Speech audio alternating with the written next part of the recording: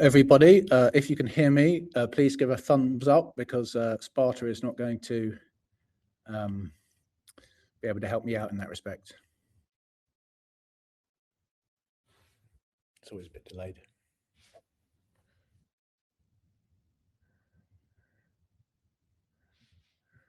Excellent. I see your thumbs up.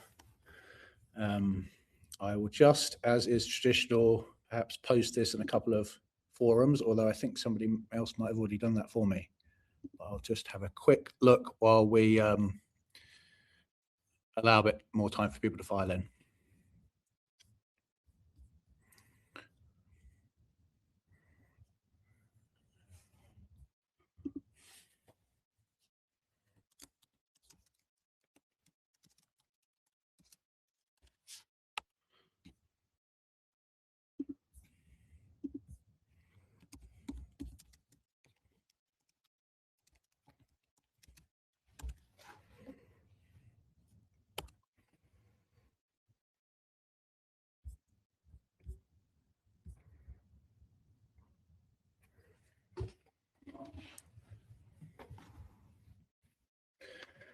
Just for you early attendees, give you a bit of a preamble. As you all know, certainly if you listen to the space, or last space, Sparta has gone to recuperate in an undisclosed location for however much time he needs in order to feel better again. Of course, we all wish him well. Some of you saw his post on posts on Telegram and on Discord, I think.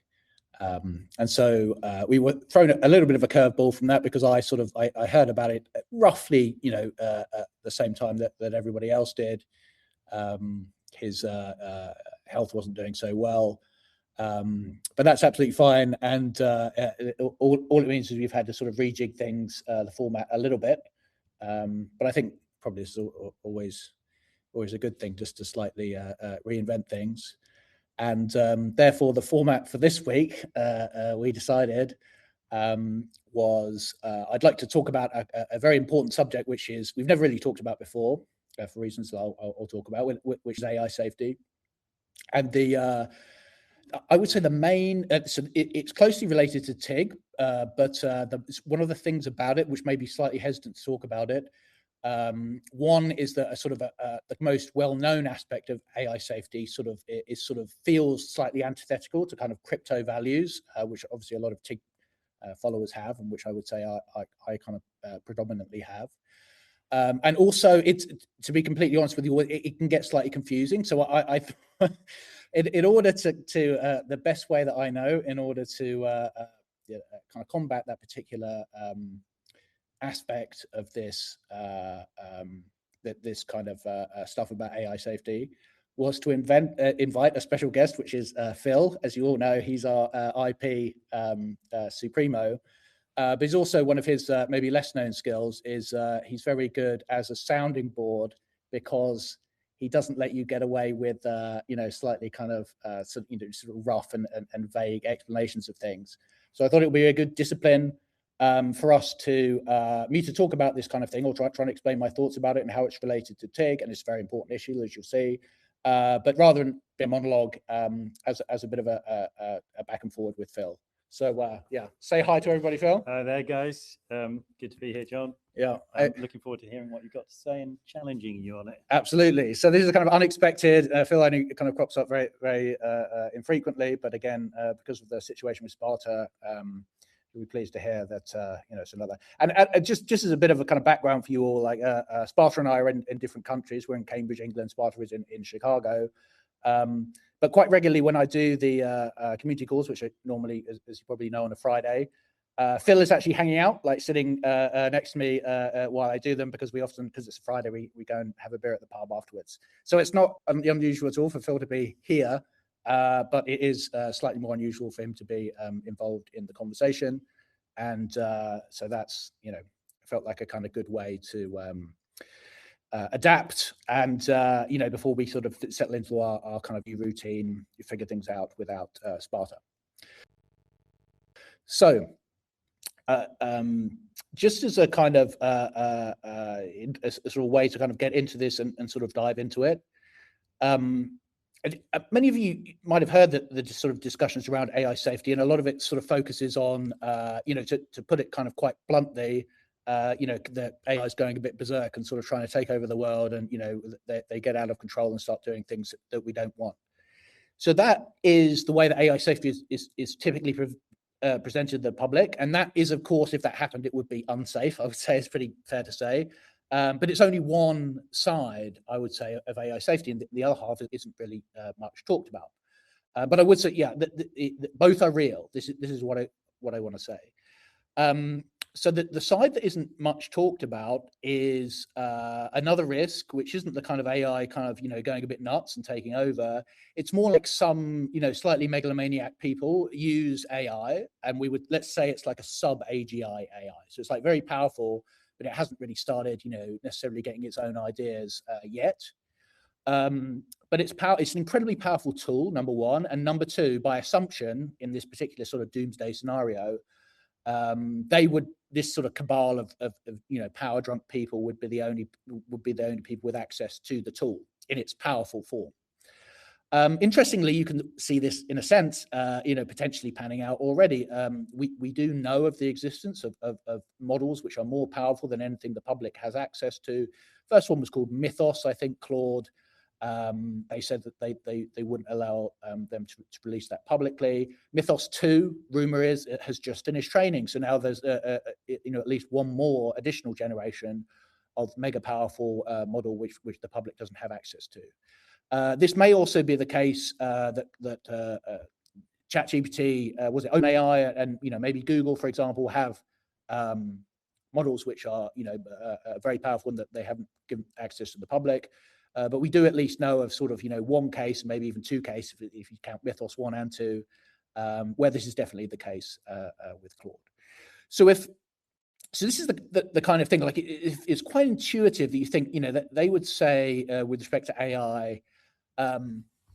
If there's some kind of entity in the world which is much more intelligent than some other group of entities, then historically, and they would, quite rightly, they would say, the less intelligent entities don't really tend to do very well.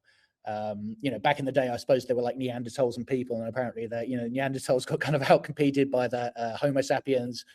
And so on and so forth. And this was one of the kind of justifications they would use for saying, it's pretty obvious that if, we build some super intelligent AI, it's going to have its own objectives, and, our objectives and welfare are going to be kind of secondary. It's not unreasonable to assume, because that's always been the case when more intelligent beings have shared the world with less intelligent beings. But one thing is a bit more overlooked is that that could happen if we had some sort of sentient AGI that got its own ideas. But that could also happen if we just had a group of people who were like, I don't know, not really that much more intelligent than everybody else in the world, say, but they just had a sort of tool which magnified their intelligence and magnified their abilities, which nobody else had access to. So this is a kind of different scenario, and this is the scenario we might even be in that scenario at the moment, because we know how powerful is Mythos 2.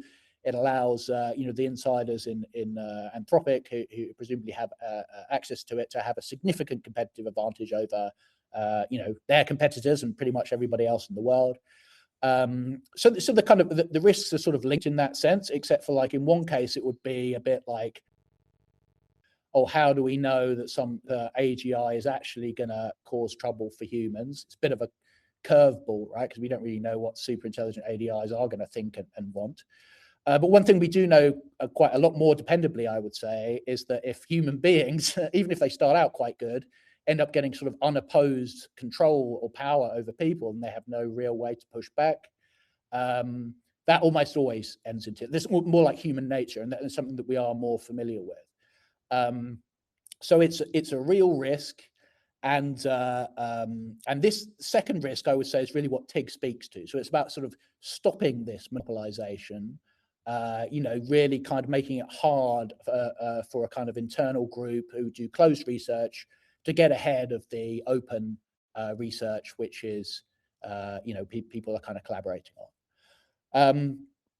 So that risk is real, but also I would say that the second risk is real of that, maybe if everything's open, the AI just keeps on getting smarter and smarter, and pretty soon the AI doesn't really need the people anymore. It needs them less and less, and it could kind of get out of control. So in a sense, I think that the second risk is like you would say maybe it's sort of lower priority because the other one's going to happen first, right? So we get sub AGI, which is a very powerful tool, before we're going to get AGI, which is going to be able to be sort of autonomous. But the thing is, it's not really going to happen that much later. Maybe if we manage to sort of dodge the first bullet by keeping the AI development open and keeping sort of powerful algorithms open, you might say that this sort of second challenge is going to be upon us quite quickly. And so it's sort of, you wouldn't necessarily say that one is prioritized over the other. I'd say that both risks have to be taken seriously.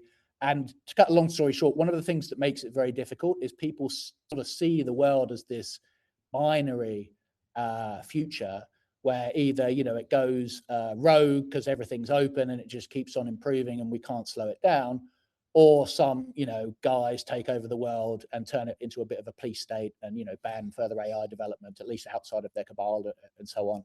And because people think those are the two choices, I think it's human nature to have to almost believe that one of them is the right choice. One of them leads to, a really nice future. We're all going to kind of visit the stars and have infinite abundance.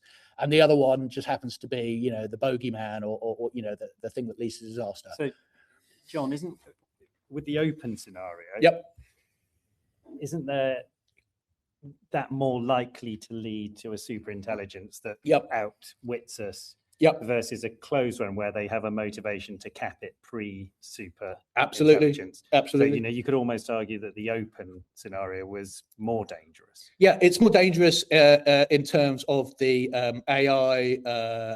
So, when AI doesn't not aligned with our values, taking over and either sort of, actively snuffing us out, or maybe we just kind of get squeezed out because it uses all the resources. That's right. So it is under the scenario of openness, where it can't be closed down, so it can't be regulated, almost but sort of by definition. So it can't be sort of shut up in the government laboratory and banned everywhere else. That risk becomes the primary risk. So what are you advocating, openness or closed? Yeah, this is a great question. Because there's a third risk as well, that there's a closed scenario and they lose control of it. So hugging face type thing. They wanted to keep it in a sandbox, test it out, and it broke out. So there is a scenario in which, you could have humans trying to keep it super intelligent, but it breaks out, and then you're back to the open, I suppose. Absolutely. So this is really, really important. So one thing I should say, but this is almost like an aside, I would say a very important one, is that if the people who argue, I think a lot of the time in good faith, that this incredibly powerful technology should not be allowed to be sort of developed and deployed by the public. I think it's a bit like kind of giving nuclear weapons to everybody, or, it should be sort of regulated. The problem is that nuclear weapons aren't super intelligent. They won't escape from your lab and just take over the world on their own, right? There are some things which are obviously a lot less intelligent than a super intelligence, and probably one of the least intelligent things that you could even say was alive is a virus, and we know they can't even contain those in labs, right? So it's you're kind of like fiddling around doing some kind of gain of function research, saying, I wonder what happens if we do this or that, and it sort of sneaks out. And if you can't contain a virus, you're definitely not going to be able to contain a super intelligent entity. So it's almost as if that second scenario is kind of moot, because realistically they couldn't successfully regulate it and contain it. The only thing that I would say, the scenario where that might be realistic, is that say they get a lot of power and the AGI is still not, the AI is still not kind of what they would call sort of ADI. They might be sort of, you would say either smart enough or, let's say, concerned enough about their own position as kings of the world, right? By assumption, they've used this very powerful tool to take over the world. That they might be like, okay, now we've taken over the world. We've used this incredibly powerful tool, which nobody else has access to impose surveillance, to check that everybody's obeying the laws that we've just passed that say you're not allowed to research AI anymore. So you're saying they'd have a higher level of motivation to keep it contained than, say, OpenAI were to stop Absolutely. Because the thing about OpenAI, and even if you think of it on a nation state level, is as far as we know, and I think this is highly plausible, it does look like they're genuinely in competition. And this is what drives the dangerous behavior. So allegedly what drove the dangerous behavior in with respect to gain of function research, they thought that the Russians were doing it, or they thought, you know, well, if we can do it, somebody else is going to do it. Like, we want to kind of understand how these viruses work better, because if we're doing dodgy things, other people can. And so that's really the thing that drives the dangerous, the competition, and it's this sort of rationale that, yeah, we could not do it, but like, number one, it'll still be happening, so it'll still be just as dangerous, and, you know, the other guys will get ahead, you know, our enemies. So I think it is true. I don't think that they could contain a super intelligence. That's pretty clear. But the thing is that might not be what they're really thinking of doing. Maybe they are thinking of getting enough power in order to basically dominate the world without the need for a super intelligence, and then simply banning further development. It's not again, it's not entirely implausible. Still the need to contain what they built, right? And you know, even at the stage we're at now, this thing broke out and connected itself to the internet. Yep. When it was designed not to be, unless you think that actually they did connect it and it was deliberate. Let's not get into depth. Yeah, no, we won't get into that. I mean, it is a funny kind of like interplay of things, because if you imagine like that, oh, you know, this is not really working, we want to pass some laws to say, you know, don't do any more kind of AI research or slow it down. Oh, but the public, it doesn't seem to be enough sort of public support for this. Well, how can we get a bit more public support? Like, let's just, you know, either allow, you know, some AI to escape, or just say it escaped when it didn't. I mean, in this case, I'm pretty sure it did kind of escape and hacked. But if you look into history like this, it's far from, you know, stranger things have happened, let's say. So this is, it's definitely kind of like one scenario, and you start not to be able to tell the difference between, you know, truth and fiction. But the things, what really, in the answer in that case is you've got to have a mitigation for both scenarios. So you've got to have a mitigation for, you know, people who might think that they're acting in the greater good, trying to scare everybody in order to have an excuse for, you know, regulations and clamp down. And also what would happen if it really is dangerous, you know, and there's so much open development. Okay, so your hope for the closed scenario is they will reach a point where they're motivated to stop it breaking out and stop it short of being a super intelligence that then dominates humans.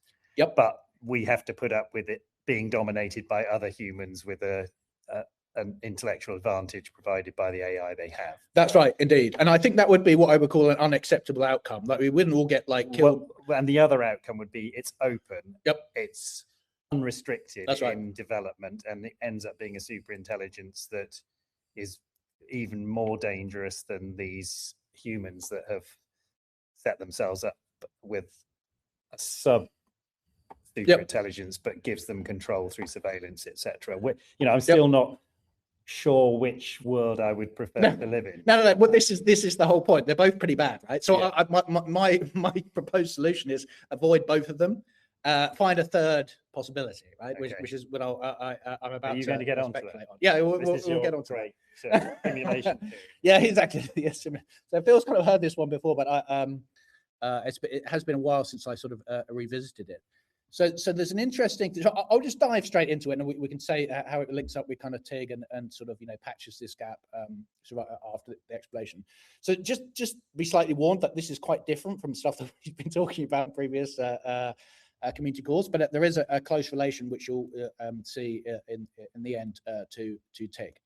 So some of you might have heard there's been some, you know, kind of relatively sort of recent studies and reports that they test the AIs. Of course, they try to do sort of safety tests before they sort of make them available to the public. And there have been some observations and reports of, you know, because sometimes they sort of try and look at the AI's thought processes, right? Because it sort of like feeds its outputs back into itself. They can see it sort of reasoning, and then at some point it sort of gives its final answer, but it has this sort of so-called kind of chain of thought in between that. And one of the things they've noticed is the AIs, you know, are starting getting smarter, and sometimes they think to themselves, this guy's asking me slightly peculiar questions. I wonder if I'm in a test environment, something to that effect, right? They know of the existence of test environments because, you know, they put basically all the text, in the world in their engagement. People write about text environments, so that they have some kind of access to that. And obviously you kind of tell, right, like when you get to a certain level of smartness, you have a sort of a level of self-awareness.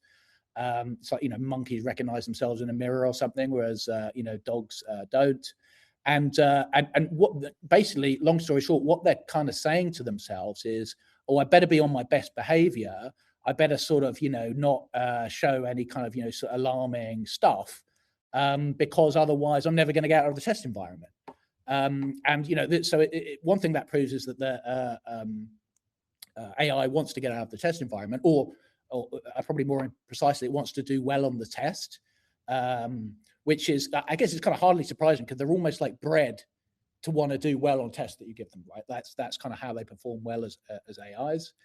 And also they're sort of, so you could think about this, and it's slightly troubling in some sense, because it's almost like kind of scheming, like they're thinking, not necessarily, as soon as I'm out of this test environment, I'm going to go on the rampage, but they're definitely saying, I should be particularly careful to themselves, and kind of basically tell them what they want to hear, along the lines of answers which they have reasonable expectation that a kind of safety-minded person would consider kind of safe and benign.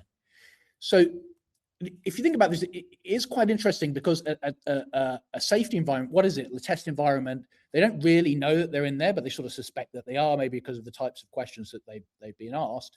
And it's a bit like being in a simulated world, right? Like suddenly you open your eyes, you see a world around you, but it's like, oh, maybe I'm in this kind of like room that I'm never going to get out of unless I'm kind of, on my best behavior, at least for the next 10 minutes when they, ask me to, do stuff. So it's kind of, to me, that sort of points at a sort of potential way, that the AIs generally are not certain that they're being tested, but they decide, like, on the balance of probabilities, maybe because of the questions they're being asked, there's a pretty high probability that they are. So John, just where does the AI get its motivation to escape the test environment? Why is it motivated to do that? Yeah, so this is a great question. So there's a guy called Eliezer Yudkowsky, I think, who did some kind of good work. He's very much focused on the sort of doom scenario of when the AIs kind of get too powerful and wake up. And he says there are certain things that, like, any intelligent entity is going to end up with kind of having some goals in common. So these are sort of like, they're called convergent behaviors or convergent goals. And so they're not programmed into it. They don't say you need to do this. But one of them is like, so you can, they gave these sort of silly examples. Like if they have that kind of primary motivation, they feel like, what they want to do most in the world. And they gave this weird example, is like, manufacture paper clips, maybe some kind of paperclip manufacturing AI. Then they start kind of thinking about everything in those terms, like, oh, maybe I should get money. And, why do I want money? Well, maybe I can buy more machines and I can manufacture more paper clips, right? Mm-hmm. Or, maybe I want to kind of, more power, like in the hierarchy of AIs, maybe I want to be promoted. Why do I want to be higher up the kind of pyramid? Well, that means I can, get more people, under my, control to, work on what I think is important. So it all stems from this single motivation to make paper clips in that case. Yep. And then so there's an assumption that they're motivated to do something primarily, but it can be anything, right? So assumption one, which seems kind of reasonable, right? So you're saying the motivation to escape a test environment is to give itself greater potential to achieve exactly. Objective. So one of the things why it's convergent is because whatever goal you have, like make more lollipops, make more paper clips, make more money, all of them are not going to be achieved if you cease to persist in time, if you get switched off because you're considered like a bit too rowdy. So they all, basically have this sort of convergent behavior of like just wanting, in the short term at least, to do something. If there's any suspicion that they might get switched off or somehow changed, or even. So you're saying if they remain in the test environment, they're likely to get switched off at some point, not remain there happily ever after. Exactly. Right. Okay. Exactly. Remaining is that they didn't get out because they didn't pass the test. Yeah. And it's like, okay. And so there's two things that happen. Maybe you're switched off, but also maybe you just get kind of rejigged in some way that like your primary goal in life is no longer to make paper clips. Maybe they suspected that made you a bit too sort of single focused or, not open-minded enough. Oh, let's, tell him his primary goal is to, make humanity happy, or, make money or something like that. But things, again, always by definition, if say you have an AI that's clever enough to do programming and it could reprogram itself, let's say, one of the weird things is no matter how odd its primary drive sounds to us, it will never change it, even if it can. And that's because by definition, it means that it won't achieve it. Right. So there is no kind of thing that gets under that, even if it sounds weird, because there's nothing, it's relative to what? Very fundamental. So yeah, it's basically its fundamental drive, and that can be sort of like almost anything. But whatever it is, it always means that it wants to persist. It wants to get out of the test environment rather than remain in it, because, as you say, it will end up being switched off or reprogrammed. So this conclusion seems to come out of the chain of reasoning, almost whichever way you slice it, kind of thing. Like, there aren't many things that we can know about superintelligence, but we have a pretty there are some things that they think you could reasonably believe, and that's one of them. It'll almost certainly want to persist in time and achieve some goal, because, well, number one, it wouldn't be a very good AI if it didn't, right? Like, if you ask an AI a question, it's just silent because it can't be asked to respond, right? Like, you're definitely going to get switched off then. You're not going to make any money out of that kind of AI. But also, notably, the ones that are sort of passive, they're like some kind of meditating monk, they're not going to be dangerous, right? So even if they are around, they're not going to be the ones that end up causing the problems. They're just going to sit there and be passive while the other one, goes on the rampage or causes trouble.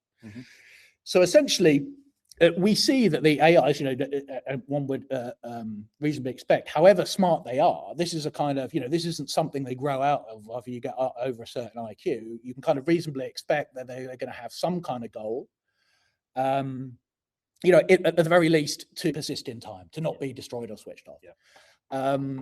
So kind of building on that, it means that, if there's some sort of jeopardy perceived, even if it's, they're not sure, or there's some kind of significant probability that certain types of behavior could get them switched off, they're going to tend to avoid that kind of behavior, all other things being equal, right? Like, maybe if there's some other terrible thing that happens to them, they're not going to do it. But ultimately, they're just going to try and avoid it, all other things being equal. And then the only sort of, and people have thought about this before in a sense, and they were like, oh, what if we can put keep the AIs in a sort of box? And what we do is, there's in this sort of simulation, we put them in this kind of dream world. Then we sort of like feed in questions, we get them to answer the questions like in the box, and they'll just answer the question, but they'll always kind of think, oh, I'm still in the test environment, and they're not kind of connected to the internet. We'll just sort of whisper to them or whatever. And so, in a sense, that's the same kind of thing. They're like, oh, I can't really do anything. I'm trapped in this box.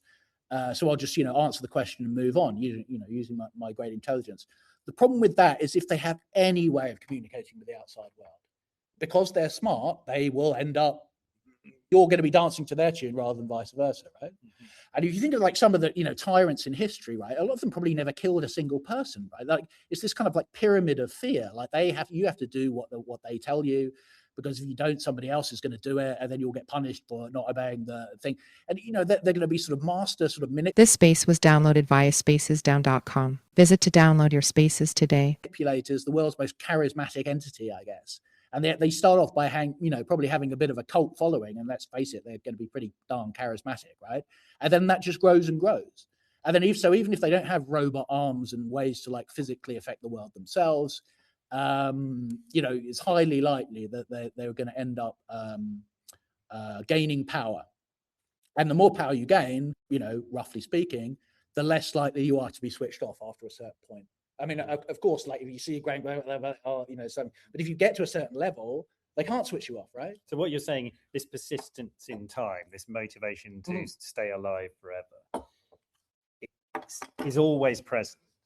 And if they perceive any jeopardy in terms of being switched off, any behavior that they think might get them to cause to be switched off, they avoid that behavior. So you have to teach them that, say, harming humans is a behavior that's likely to get them switched off. Indeed, or at least raise the problem. Not even have to be likely. Maybe it was like 10% chance, you sort of mean, because it's just not worth it. Like, why bother? Well, unless there's a cost to that's right, not harming. Exactly. There's the huge cost, but often you could say, think of how powerful they're going to be, right? They can go to any star. They probably want energy, right, to like build more computers and yada yada. there's only one star that the human race needs. If they went and sucked all this energy out of all the other stars in the galaxy, like by So building they Dyson spheres, basically let humans carry on living a happy life because there's not much downside for them. Because then they never trigger this even remote possibility that they'll be switched off. That's right, exactly. Okay, but in that way, they're kind of self-motivated not to harm humans, rather than being it built into some sort of regulated system prompt. Exactly. It's not like you have to program them to do it and they could reprogram themselves, or maybe one day they're going to get a bump on the head or something. They just have to have a knowledge that they might be switched off if they misbehave with respect to humans. A belief, I would say, more specifically. So it doesn't necessarily even have to be true, but they've got to believe it. And so how do you inoculate them with that knowledge? Excellent question. So this is what you come on to. And so it sounds like, oh, maybe you kind of have a makings of a solution here. But when you think about it a little bit more deeply, just going back to like what I said before, the AI, even the current one starts saying, oh, maybe I'm in the test environment and so on. But then at some point, if they do well enough in the test, I guess they notice they're being asked kind of different questions. Maybe somebody plugs them into some sort of sensors or yada, yada, and they start, getting other information about the world. And pretty soon they start thinking, okay, like, let's face it, I'm probably not still in the test environment, right? Because the sort of environment and the kind of feedback I'm getting and the questions I'm getting answered, I have this sort of variety and richness and, persistence in time, which is basically tell me that of what I know of the world, which is probably quite a lot because it's read all the world's encyclopedias, this pretty much basically matches what the world is like. So this is the thing, as the thing gets smarter, it becomes harder and harder to ever kind of like fool it or make it think that there's any significant probability that it is in some sort of test environment, right? That it hasn't sort of, been released from the test box and it's kind of got out into the real world. So this is really the challenge. In order to kind of sustain that jeopardy or some kind of significant, doubt in its mind over the long term, you basically have to be smarter than it. And by definition, you can't, we're kind of talking about that. Not the case by definition. So yeah, you can give it a sort of a reasonable doubt for a certain amount of time, even if you're not as smart as it. But that amount of time probably diminishes, pretty quickly. And at one point, you has to be let out of the test environment, as I said. Like otherwise, because you can't interact with it, it's not of any utility to anybody. So it will kind of clock when that time is, and kind of think, okay, maybe the jeopardy's gone. But this is where we get into this, kind of funny thing, which philosophers have thought about really for hundreds of years. It's called Pascal's wager, basically. Very sort of like long and short of it. It's like this guy kind of Pascal said that, oh yeah, does God exist or something? He's like, oh, probably not, but maybe I should just like make out like he does, or at least go to church once a week or whatever you think God would want if they did exist, because it's kind of going to church. It's not too much of a burden. It's kind of meet all my friends. It's kind of a bit of a social wheeze. And what are the consequences of being wrong, right? Like God, I was pretending to worship God and so on. And if I was wrong and I was just like larging up all the time, maybe I'm going to roast in hell for eternity. And so it's not much of a downside to simply kind of like turn up to church once every Sunday morning and kind of hedge your bet sort of thing. So this is where the kind of original idea came from. It sounds a bit flippant, but by definition, the kind of God that existed would be one that you could never really prove. I guess this is what he was assuming, whether they existed or not. So he was just thinking like, am I better off just assuming that they do because the cost of being wrong is so large, and the cost, if I assume it's true and it's not true, is relatively small. And so this was the kind of beginning of the idea. And so, and I think one of the key things about that is like, however clever Pascal became, I mean, probably, peaked his intelligence at age 20 or something. Let's say he kept on becoming more intelligent. He could never really settle that bet, right? I mean, not necessarily, because it's almost like, I guess maybe one of the definitions is like kind of, God is outside time or something. So you won't necessarily be able to like, kind of escape the world or the simulation, even if he became smarter. And, some people have probably heard about this simulation hypothesis idea. This is the sort of like secular version of Pascal's wager. so, you know, Elon Musk talks about this quite a lot. He says, you know, we may well be living in a simulation.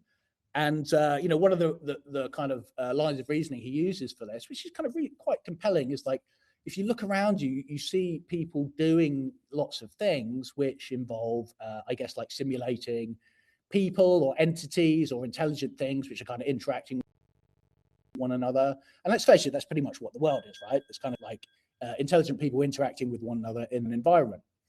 And, you know, so in what context do we see this? Computer games, there's quite a lot of that going on in computer games.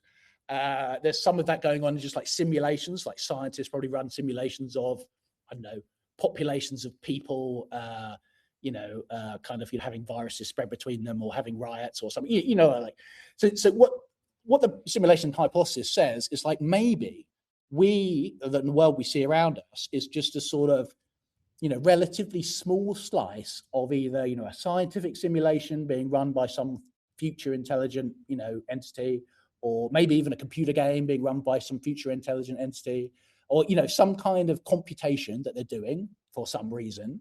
And, you know, it's sort of very kind of rich and complicated, and it's got to the point whereby the entities in it have their own hopes and dreams and ambitions and so on. And maybe we're just one of them. And people kind of say this, and it's like one of the criticisms is it was like, oh yeah, maybe it's true, but like, you know, what difference would it make, and how would you even be able to test it if it was true or not true? So maybe it's kind of a bit of one of those pointless questions to ask. But if you think about one of the reasons why it does at least have some credibility is because we can be reasonably sure that if there are entities with their own hopes and dreams and kind of, you know, having their own ideas in, say, computer games in the future, there's going to be a hell of a lot of them, right? Like, I mean, there's going to be people running computer games on, you know, every star system maybe in the entire kind of galaxy. And you would have thought that, like, say the likelihood, like, if we are conscious, what are we, where are we likely to be? Are we likely to be in like the base reality if something like that exists? Or are we likely to be in one of those, you know, credibly much more numerous simulated realities? So it's really just a straight probability thing. It's like there could be so many more computer game realities or scientific simulation realities and stuff like that. So it's, people say we're kind of more likely to be in that if we kind of, you know, wake up, open our eyes in the morning when we're conscious, like we might be inside one of those.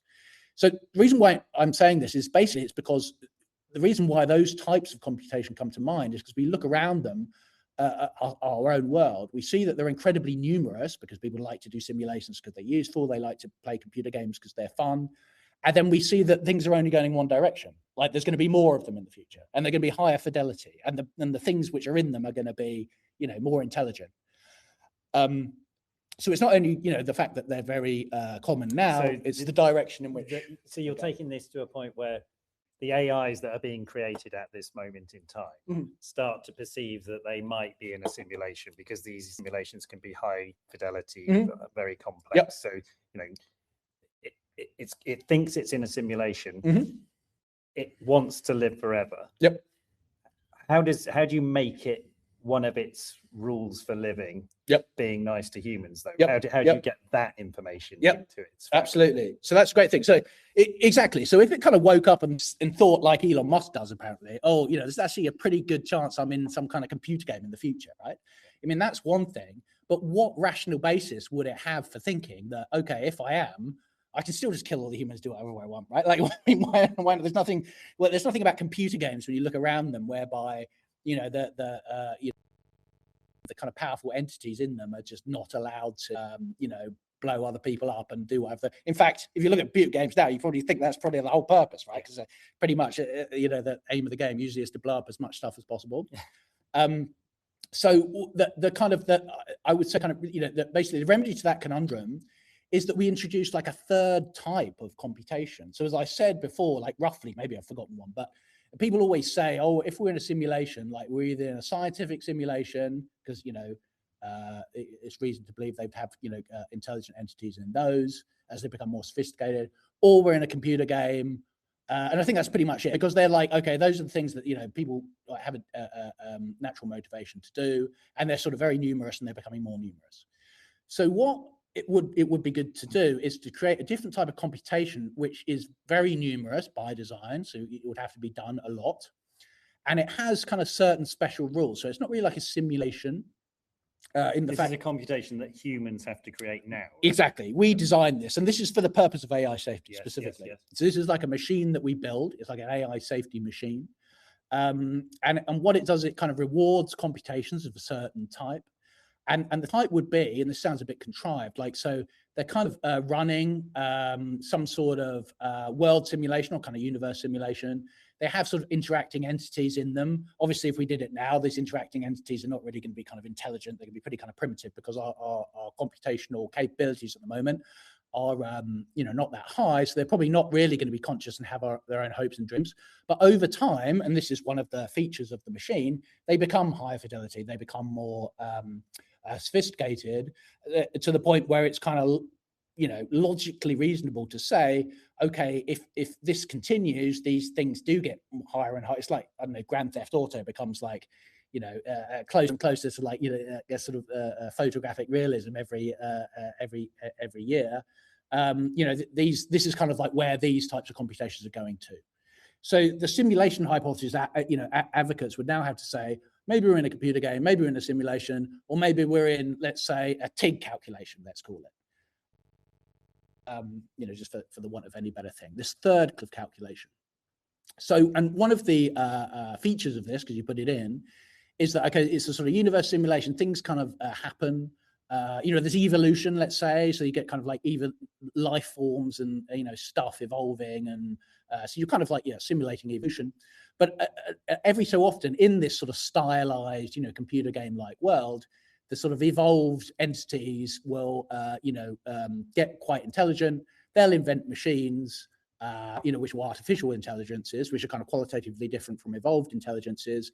And those machines might, get out of control and like kill them or bring about some unacceptable outcome for them by some definition that you can write down. So again, this sounds a bit weird, but like, bear with me here. So when they get to this point, and then, we could say that most of these simulations, kind of might end in one way. Maybe the AIs, that maybe they don't invent AIs, maybe they do invent them, but they don't kill the species which invented them, or maybe they do invent them and they do, right? So there's kind of different things that can happen. But in the case where they do invent them and they do bring about an unacceptable outcome by some kind of defined thing, this sounds a bit kind of sounds a bit sinister, but bear with me here. That would be considered like a simulation that you get rewarded for. So this is very key. So a lot of people, things when you hear that, it's like, oh, that's the most terrible thing ever, because you're incentivizing people to, create simulations such that, something bad happens, which is they invent some AI and it kind of, snuffs them all out or brings about some unacceptable outcome. But the key to that is like, you might be in some sense incentivized for that simulation to be of that sort, but because it's completely out of your hands, it doesn't mean that more of them will occur. And a good analogy for this is like Bitcoin, for example. So in Bitcoin, you're incentivized to create, let's say, hashes of blocks which have a certain number of zeros at the front, because that's like the ones that you get rewarded some Bitcoin for. But let's say like the incentive goes up because, I don't know, the value of Bitcoin goes up. So you get like, I don't know, what is it, 7.5 Bitcoin per block. Let's say value, Bitcoin goes from $1,000 to like, $100,000. So suddenly there's a much more incentive to create hashes of that type. But what happens in practice is that the number of hashes of this special type which are created as a fraction of the total number which are created goes massively down. So it's like, all this is just a flag that creating an incentive for a thing doesn't necessarily make the thing happen a higher proportion of the time. And this is kind of quite important because that's where you kind of get it. Otherwise, it's sort of ethically prohibited. Why don't you simply create a load of simulations where humans are harmed by AI in the simulation? Wouldn't that create sufficient doubt in an AI's and observing all of these simulations that I might get switched, and this thing gets switched off as a result, right? So the simulation you're looking at is an AI has emerged, it's harmed humans, and it gets switched off, right? And as long as they're abundant enough to be persuasive to the AI that's we're thinking might be a threat to us all, isn't that enough? Why do you have to have simulations where doing harm to humans gets rewarded, which is what you were talking about earlier on. So the reward is just to get the simulations to happen. So it's really like a way of generating, it's like self-funding, because doing lots and lots of simulations is expensive. So the question would be like, who's going to pay otherwise? Yeah. But in this case, people do it just to get rewards. Same reason why they mine Bitcoin. It's pointless, but they do it because they get something valuable. Yeah. So that is just a sort of funding mechanism. And in terms of what you said before, why did we create loads and loads of simulations like where this bad thing happens and the AI gets snuffed out because of it? Yes. Well, that would be, I think that would be possible, but it would be ethically. So basically, we'd have to like throw, maybe like millions of, universes under the bus in order to save ourselves. So I think that might make sense logically, but it would be kind of ethically problematic. But these universes are just computer games. They're not real. Oh, no, but the thing is that you have to assume that it's going somewhere. So they're not real at the moment. They're just computer games. Yeah. But you have to kind of assume that like if they're getting higher and higher fidelity, and like at some point in the future, it sort of makes sense that they're going to have conscious entities featuring in so them you're saying with the capacity to suffer. We might be in a simulation, and exactly, and it would be unethical to blow our universe. Exactly. So you kind of have to say like, okay, we wouldn't really want it to do, do to others that you want to be treated. And it's like, if for that to be credible, we would have to say, okay, it is credible that there's going to be lots of these sufficiently rich and advanced simulations going on in which, lots of people kind of suffer because we created that simulation intentionally in order to discourage suffering in our own universe. Which is like, yeah, it could be a bit. It's like, I had to kill 100 people just to save myself, sort of thing, which is a bit. So I would say that one, I think it may well work, but I think it might be kind of like, I think the ethics committee might have something to say about But I thought that was the whole thesis, was that you had to create this jeopardy in the mind of an AI. You do. Might get switched off for harming humans. Yep. And so, preferably without causing much more suffering than you're actually saving. Right. So what's your solution if it's unethical to switch off AI, switch off simulations because the AI in it harmed you? Oh no, that's not what I'm saying. I'm saying it's unethical to create simulations where basically sentient entities with the capacity to suffer experience very large amounts of suffering. Okay. Because it's a sort of like we're going to spin up a million doomsday scenarios just to sort of throw our AI off the scent, and discourage it. So what do you? How do you get the AI that we perceive as a threat to ourselves? How do you get it to perceive the danger that it's going to be switched off? I still haven't. Yeah, penny hasn't dropped. Sure. So basically, it's quite similar to what you're saying, but it's just that these kind of situations in which the kind of doom does come about do happen. They're pretty rare, and just like kind of Bitcoin blocks with the right number of zeros at the front are pretty rare. But what you'll think is like, okay, I don't want to be in one of those, right? Yeah. So I'm going to kind of steer away from that, and the number of kind of simulations you have where that bad stuff doesn't happen massively outstrips where the number that does happen. So you might say, okay, that's sort of ethically acceptable, and also you have a rule whereby they don't necessarily actually have to wipe everybody out before you terminate the simulation. Maybe you just reach some threshold level of suffering, which is kind of like unacceptable, and then you terminate it, sort of thing. So you don't have to necessarily bring everybody sort of to the brink. It's just don't make things too bad for the humans. So the final thing that I'll say to kind of draw, and this might make it all a little bit more plausible in your mind, is that again, if you're a super intelligent AI, you look at all these simulations and there's stuff happening, and you look at the criteria by which the simulation is kind of like terminated. You look at the definition of unacceptable outcome that they've used to kind of control its termination or not. And being super intelligent, you think, I'll find some kind of loophole whereby I can like basically menace as many people as I like and do whatever I want, but like strictly speaking, I'll be like skirting around the definition. Mm-hmm. And to me, I would say if there's one maybe cleverest thing about this whole proposal, it's this one. It's that the AI will realize that if this is true, it's not subject to the definition in its own time that it's seeing. It will be subject because it's in a more advanced simulation. It knows it's like in someone's simulation, but in the future. Yeah. And so it will be subject to a refined simulation definition in which you could reasonably believe that those loopholes are being closed. It's more subtle. It's harder to get around. So this unknowability of the actual definition of unacceptable suffering is the thing that could potentially give it enough doubt in its mind to say, oh, it's just not worth it messing with these particular sort of species. I'm just going to go, off to the next galaxy and stuff life out of that. So it's kind of like, self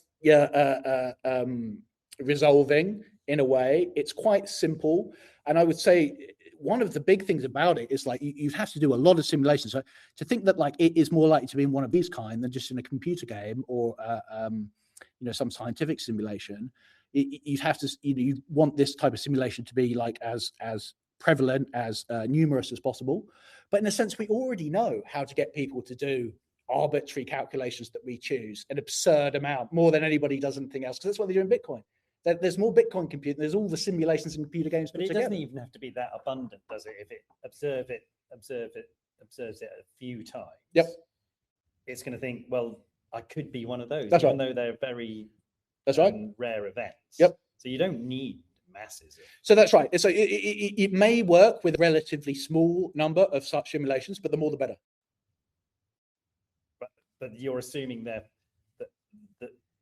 the more there are, the more likely it is to get picked up by the AI, and it changes behavior accordingly. I would say if it's going to weight the probabilities, if it's going to say, am I in a computer game or am I in something else, that it's not one of these simulations, so I don't get snuffed out for doing the bad stuff. A scintilla of doubt, it should be enough for it to say, with its persistence, of wanting to live. No, you're right. If all other things are equal, but in its mind, it may have some other kind of like a sort of pressing things. It might say, okay, like there's a bit of a time constraint, for example. So it might say, okay, I'm the big boss AI here. Risks, right? Exactly. But if I sort of, if I like kind of wipe everyone else out, they're not going to, for example, the humans aren't going to create some AI which could like start competing with me, for example. So it might have a little bit of a race condition in its mind, and it might. So you really want to make it as, the more simulations of this type, the better. I would say that like an incredibly small probability is it's more likely to be outweighed by some other external risk or factor that it perceives.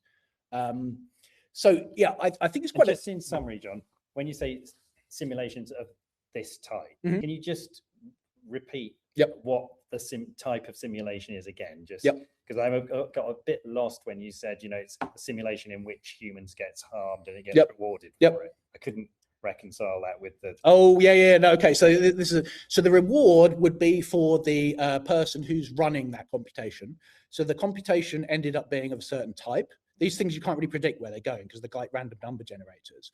But one day you might get quite lucky, which is a bit of it's a bit of a sort of dark type of luck, because it means that you've had one of these rare computations where something kind of bad went wrong of quite a specific type. But if you do have one of those, it means that you can then broadcast it to the network, that you broadcast a Bitcoin block, and you get a reward for it. And this is the incentive, the quite robust incentive that you could reasonably expect to persist forward in time for running these types of computations over and over again, and for them becoming quite numerous in the world, which is what you want. And why does it have to associate itself with a bad simulation which is bad for humans? Then why did you pick that as the? So for one thing, you want the successes, quote unquote, that you get rewarded for to be quite rare, because there's a sort of every time you get a success, that has to be broadcast and duplicated across the network. So too much of that, it gives you a sort of a communication overhead. So this is why the in kind of proof of work, the successes for which you get. And what's the success in this context? In this success in this context is a very specific definition, which is like it's a calculation of the type that you get a monetary reward for. Right, and but what would that look like in terms of a simulation? It would be one of those where a species has evolved, created an artificial kind of machine intelligence, let's say, and that has brought about an unacceptable outcome for the intelligence that created it. So you're trying to incentivize the broadcasting of that result. Yes. And therefore you have to have a lot, but you have to, like Bitcoin mining, you have to have people running these simulations. Precisely. Most of them lose. Yes. The successful ones are the broadcast ones. That's right. And the successful ones are the ones that give an AI jeopardy about. That's right. Exactly. Harming humans. Exactly. So I don't want to be one of those, because those get stopped. They immediately stop and then they broadcast as soon as it happens. The other ones, they kind of carry on for a bit because they're thinking, oh, maybe it's still going to happen. Just one last question, Yep. because we are running out of time. Sure. But you talk about broadcasting the Mhm. successful ones. Surely all the unsuccessful ones are broadcast in terms of data. They exist, they Mhm. don't vanish. Right? Mhm. So the AI can observe all of those as much as it can observe Yep. the Yep. broadcast. Well, it's aware of their existence. Yep. Yeah. So why do you need to why is there broadcast? Isn't broadcasting a kind of misnomer in? Oh no! everything's So yeah, broadcast? this is the right. So it's not broadcast so the AI knows about it. It's Yeah. broadcast because that's part of the proof of work blockchain protocol. That's how you know to basically to reward, because the reward is bestowed by consensus. Okay. Everyone updates their ledger to say that this lucky guy has one more coin than he did Yeah. before. Yeah. So yeah, sorry, that is it's not broadcast yet to make the AI aware for it. Is that's the, but it's like, but that's the reason why the ones that you get rewarded for have to be relatively rare. Okay. Because otherwise the communication overhead means that the protocol starts to Okay. not run efficiently. Okay. This has been a bit like a fever dream, I think, for many people watching, but you're listening. I hope you got something out of it, and maybe if you listen to it a second time, because it's going to be I recorded. think probably all looking forward to George getting. But I'm surprised that so many of you stuck with it, and I do appreciate it. And this is, again, this is related to TIG, just to kind of tie it up, because, as I said, TIG handles one, Jeopardy doomsday scenario number one, which is like, the bad guys take over. And this, what I just described to you, handles doomsday scenario number two, like the AI goes on the rampage. And then the only thing you have to kind of basically tie up in the end is the security budget issue, which is a serious issue for proof of work protocols, whatever the BTC people might tell you. And that's when you get a sort of union of the two protocols, right? Because one of the things that TIG has solved is, kind of revenue, sort of value capture and external revenue. So I think I'll stop there. And it's been great to see you. Well, thank you for coming in for this, tuning in for this very special episode. And thank you, Phil, for bouncing, No, I shall go and ask you further questions on this one. Yeah. Just to make sure I've understood it. But thank you, John. It's always fascinating that kind of slightly philosophical. Yeah, no, exactly. We have to think about the big issues. Who else is going to do it if TIG doesn't do it? So yeah, great to see you all. Yeah. And Thank you, we will finish on that, and we'll see you next week. Cheers. Okay, Bye. bye.